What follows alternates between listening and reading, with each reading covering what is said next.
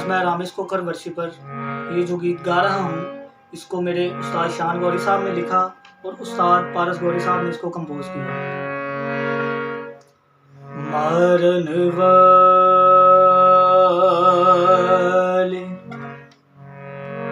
हथ न रोकन, उनके तक भला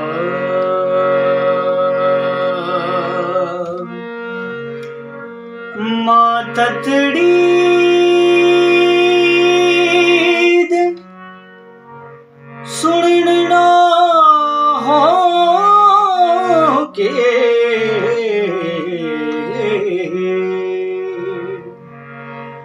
वैरी जुल्मत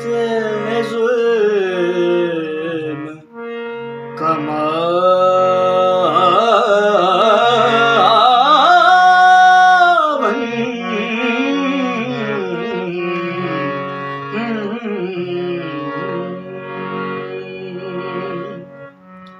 ठहरते जात रोकते से,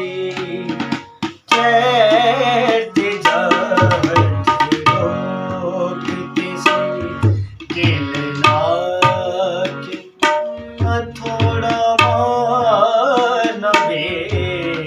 ठहरते जात रोकते से, रसिया दे बन ले हथ वे, रसिया दे बन ले हथ वे, किलना तलियां बिच खाना वे,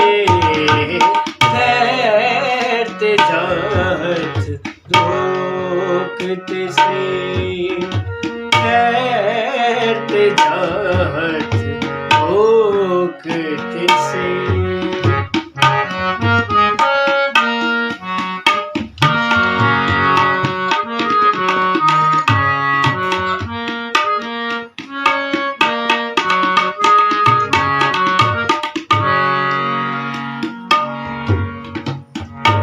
मारण वखो वख पे आके सब्र न कोई कर दाए,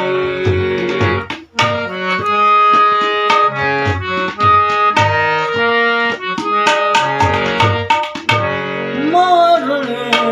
वखो वख पे आके सब्र न कोई कर दाए,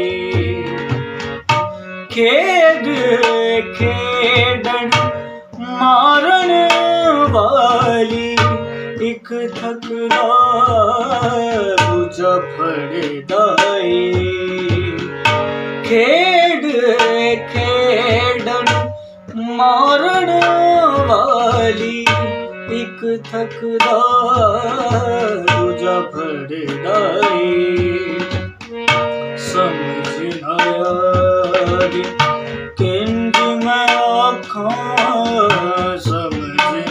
आए किंज मैं आखां, करो ज़ालिमों वार ते वाना वे, ठहरते जात रोकते से, ठहरते जात रोकते से, गिलना के थोड़ा मान वे, ठहरते जात रोकते से,